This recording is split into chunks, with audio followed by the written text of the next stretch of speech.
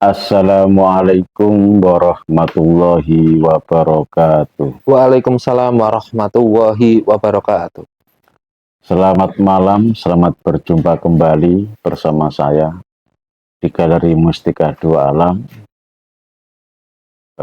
Sekarang saya akan mulai membuat melanjutkan channel tentang review-review benda hasil tarikan alam. Ini saya mulai lagi karena kondisinya sudah mulai stabil. Sedangkan kemarin itu vakum beberapa bulan, itu karena kesibukan sedang membangun pesantren tapi belum selesai-selesai. Akhirnya fokus membangun pondok. Jadi urusan review, urusan demit, urusan kayak gitu saya tinggalkan dulu sementara. Nah, sekarang ini sudah hampir jadi sekitar 40% lah. 40-60% lah, tinggal kurang sedikit lagi. Makanya ini saya lanjutkan lagi untuk membuat konten lagi, mereview benda-benda hasil tarikan alam. Tadi saya sudah mereview mustika kecubung es, kemudian mustika merah delima, kemudian yang ketiga ini saya akan mereview mustika kecubung teh. Sebelum saya menjelaskan dan memaparkan secara detail tentang fungsi mustika kecubung teh, kegunaannya apa, terus caranya merawatnya bagaimana, kemudian pantangannya apa saja, saya ucapkan banyak-banyak terima kasih kepada para fan, kepada para subscriber Galeri Mustika Dua Alam.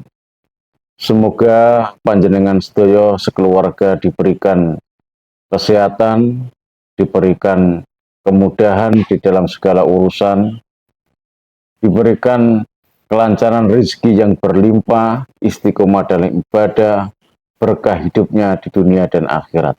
Amin, amin. Rabbal alamin.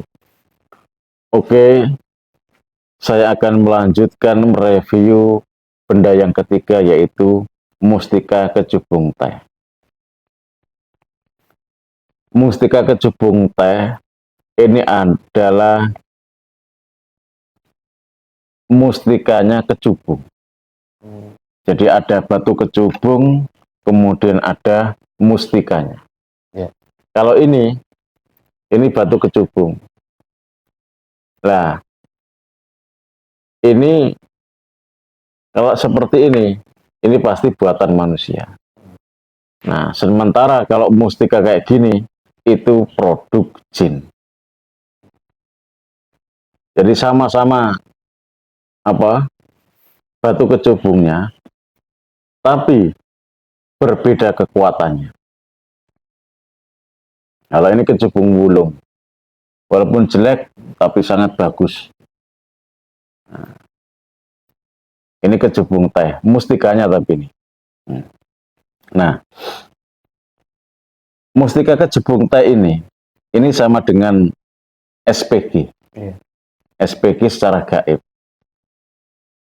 Jadi ketika dia digunakan untuk sarana dagang, dia bisa menarik pelanggan. Digunakan untuk dagang apa saja, terserah. Warung bisa, kemudian jualan keliling bisa, di pasar bisa, kemudian digunakan untuk sarana bisnis bisa, ataupun digunakan untuk dagang jualan online juga bisa.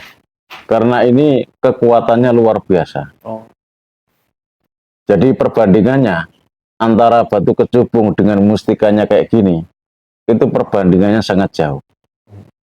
Walaupun bentuknya tidak bagus, walaupun secara fisik dia sangat kecil, tapi kekuatannya sangat luar biasa. Nah, itulah kelebihan daripada mustika. Nah, saya itu sering mendapati beberapa warung, beberapa penjual itu terjadi persaingan, terutama persaingan di dalam urusan penglaris. Yang satunya menggunakan penglaris semisal mani gajah, yang satunya menggunakan penglaris semar mesem, yang satunya lagi menggunakan penglaris pakai bulu perindu, yang satunya lagi menggunakan penglaris pakai combong, mustika combong, atau menggunakan mustika kecubung. Nah, itu ketika digoib, di alam gaib, di alam jin, akan terjadi gesekan. Akan terjadi peperangan. Jadi peperangan sesama SPG goib, bukan SPG secara nyata.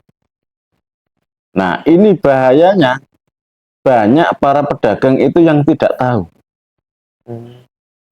Sehingga ada kalanya ada pedagang yang kemudian sepi, itu menganggap pedagang yang di depannya atau yang di sampingnya itu berbuat buruk. Padahal tidak. Padahal itu hanya karena Gesekan, Pak. gesekan sesama SPG goib, tapi karena kalah. Ya mungkin kalah cantik, kalah menarik, kalah merayunya kalah. Kayak gitu.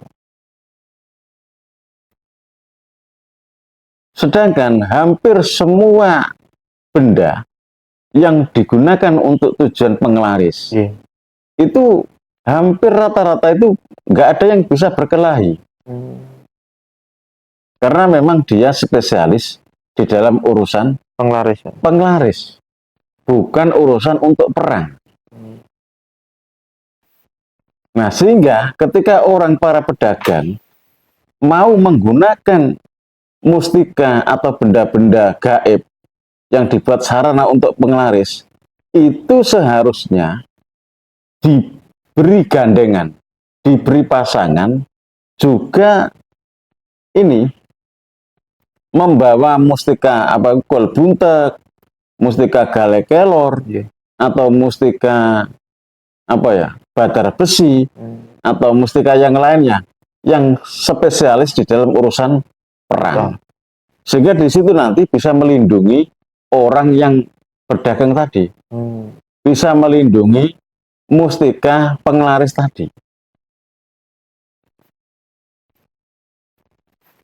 Terus ada lagi orang yang sudah membawa mustika penglaris, tapi kok tidak laris-laris. Nah, kayak gitu. Itu dikarenakan khodamnya tersebut bisa jadi hilang atau lari dari tempat tersebut. Dan ada kalanya tidak lari, tapi kurang dirawat, atau tidak pernah dikasih makan. Maka dia nggak mau bekerja. Nah, coba kamu sendiri, semisal disuruh kerja, disuruh membantu, tapi sama orang yang mengajak kamu nggak pernah dikasih makan. Kira-kira bagaimana? Bisa nggak kamu membantu? Susah, Pak. Susah, nggak bisa. Bisa-bisa kamu larikan diri, pergi dari tempat situ. Nah, itu logikanya kayak gitu.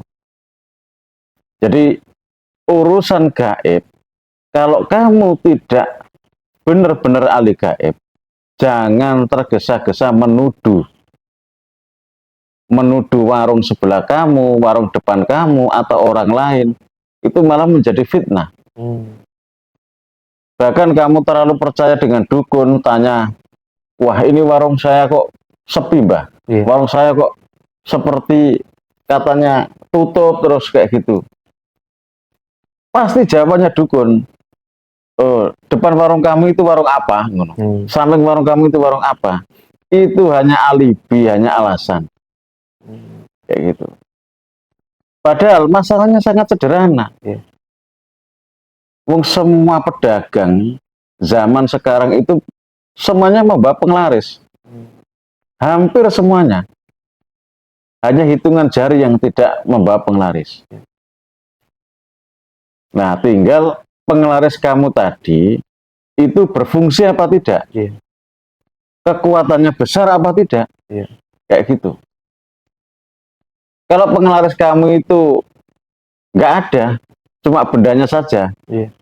ya apa gunanya? Iya. Bedanya cuma hanya sebatas benda, Pak. Ya? Hanya sebatas benda, nggak punya fungsi. Itu seperti benda yang tidak punya aliran listrik, benda yang tidak ada baterainya. Semisal lagi kamu punya barang, terus tidak kamu rawat, tidak kamu pernah rawat, bagaimana? Nah, Bisa rusak, bisa ini, Pak. Iya, ya pastinya kan nggak bisa berfungsi, kayak gitu. Makanya yang jelas jangan cepat-cepat menuduh orang lain. Nah, ya itu malah nanti menyebabkan fitnah, bahkan nanti kamu malah dimanfaatkan oleh para dukun. Wah, setiap hari kamu digarap dukun.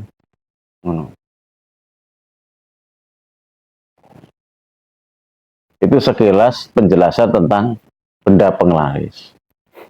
Nah, itu tadi. Nah, kalau mustika itu memang luar biasa.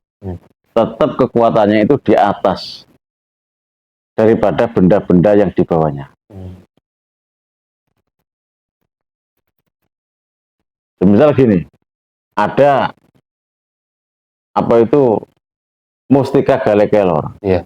Itu produk jin. Dan ada kayu apa itu kayu atau batu galekelor. Ada lagi gononya kelor kayak gitu. Nah, itu yang tahu-tahu kan memang sudah ahli-ahli di dalam bidang benda-benda gaib. Ya mungkin saya cukup sampai di sini saja. Ini sudah cukup lama ini, kalau saya jelaskan panjang lebar nggak selesai ini. Oke, saya minta maaf yang sebesar-besarnya apabila ada kata-kata saya yang kurang berkenan di hati para pecinta Galeri Mustika Dua Apalam. Apabila kurang jelasnya, nanti bisa WA saya, tanya-tanya saya. Saya tutupi sampai di sini. Assalamualaikum warahmatullahi wabarakatuh. Waalaikumsalam warahmatullahi wabarakatuh.